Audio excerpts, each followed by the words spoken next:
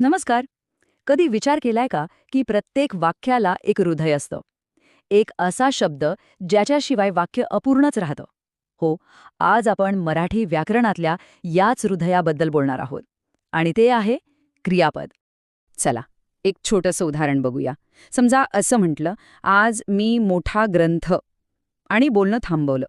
कसं वाटतंय ऐकायला? अर्धवट नाही का? असं वाटतंय की अरे पुढे काय? म्हणजे ह्यात काहीतरी मिसिंग आहे. कोणतीच क्रिया कळत नाहीये आणि वाक्याला अर्थही मिळत नाहीये. मग आता प्रश्न हा आहे की ह्या शब्दांच्या घोळक्याला एक पूर्ण वाक्य कोण बनवणार? आणि इथेच एंट्री होते आपल्या आजच्या हिरोची, क्रियापद. आता क्रियापद म्हणजे नेमकं काय? तर बघा, एकदम सोपं आहे. हा असा शब्द आहे जो दोन खूप महत्वाची कामं करतो. एक, तो वाक्यात काय क्रिया घडतीये हे सांगतो, आणि दुसरं, त्याच क्रियेमुळे वाक्याला एक पूर्ण अर्थ मिळतो. म्हणजे क्रियापदाशिवाय सगळं काही अपूर्णच. ठीक आहे, व्याख्या तर समजली. पण हे सगळं प्रत्यक्षात कसं दिसतं? म्हणजे वाक्यांमध्ये क्रियापद नेमकं काय जादू करतं, हेच समजून घेण्यासाठी चला आपल्या मूळ स्रोतामधलीच काही उदाहरणं बघूया. म्हणजे सगळं एकदम क्लिअर होऊन जाईल. ओके, तर आता ही वाक्य बघा. इथे आपल्याला क्रियापदाची खरी पॉवर कळेल. हे दुसरं वाक्य बघा. आज मी मोठा ग्रंथ वाचला. आता जरा इमॅजिन करा की यातला वाचला हा शब्द नाहीये. काय उरलं? आज मी मोठा ग्रंथ. परत तिथे चालू आपण.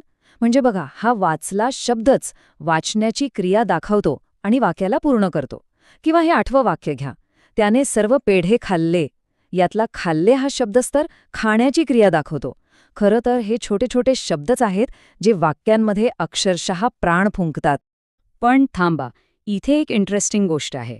वाक्यात जे क्रियापद दिसतं, म्हणजे वाचला किंवा राहतो, ते त्याचं मूळ रूप नसतं.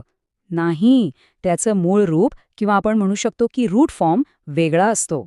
जसं की वाचला हे क्रियापद आले वाचणे या मूळ शब्दापासून, राहतो आलंय राहणेपासून आणि खाल्ले आले खाणेपासून. म्हणजे हे ने लागलेले शब्द आहेत ना, ते त्या क्रियेचं मूळ आहेत. जसं झाडाचं बी असतं तसं. तर मग या सगळ्या चर्चेतून आपण काय शिकलो? मुद्दा अगदी सरळ आणि सोपा आहे.